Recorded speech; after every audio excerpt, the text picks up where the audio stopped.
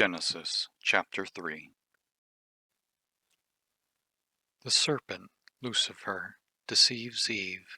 She and then Adam partake of the forbidden fruit. Her seed, Christ, will bruise the serpent's head. The roles of woman and of man are explained. Adam and Eve are cast out of the Garden of Eden. Adam presides. Eve becomes the mother of all living. Now the serpent was more subtle than any beast of the field which the Lord God had made. And he said unto the woman, Yea, hath God said, Ye shall not eat of every tree of the garden? And the woman said unto the serpent, We may eat of the fruit of the trees of the garden. But of the fruit of the tree which is in the midst of the garden, God hath said, Ye shall not eat of it, neither shall ye touch it, lest ye die. And the serpent said unto the woman, Ye shall not surely die, for God doth know that in the day ye eat thereof, then your eyes shall be opened, and ye shall be as gods, knowing good and evil.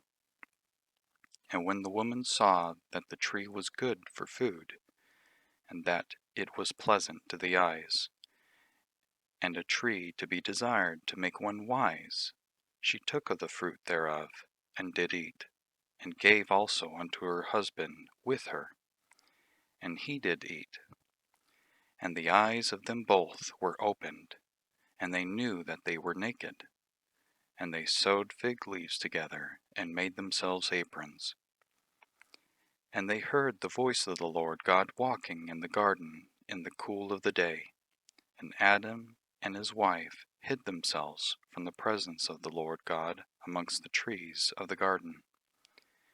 And the Lord God called unto Adam, and said unto him, Where art thou? And he said, I heard thy voice in the garden, and I was afraid, because I was naked, and I hid myself. And he said, Who told thee that thou wast naked? Hast thou eaten of the tree, whereof I commanded thee that thou shouldest not eat?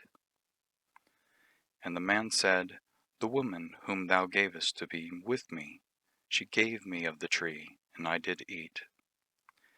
And the Lord God said unto the woman, What is this that thou hast done? And the woman said, The serpent beguiled me, and I did eat. And the Lord God said unto the serpent, Because thou hast done this, thou art cursed above all cattle, and above every beast of the field. Upon thy belly shalt thou go, and dust shalt thou eat all the days of thy life. And I will put enmity between thee and the woman, and between thy seed and her seed. It shall bruise thy head, and thou shalt bruise his heel. Unto the woman he said, I will greatly multiply thy sorrow and thy conception. In sorrow thou shalt bring forth children, and thy desire shall be to thy husband, and he shall rule over thee.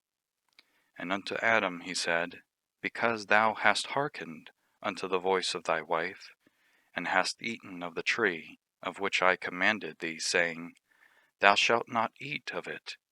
Cursed is the ground for thy sake. In sorrow shalt thou eat of it all the days of thy life.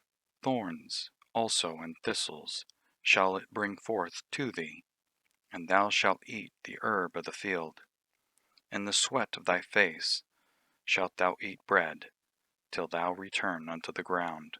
For out of it wast thou taken, for dust thou art, and unto dust shalt thou return. And Adam called his wife's name Eve, because she was the mother of all living. Unto Adam also and to his wife did the Lord God make coats of skins, and clothe them. And the Lord God said, Behold, the man is become as one of us, to know good and evil. And now, lest he put forth his hand and take also the tree of life, and eat, and live forever.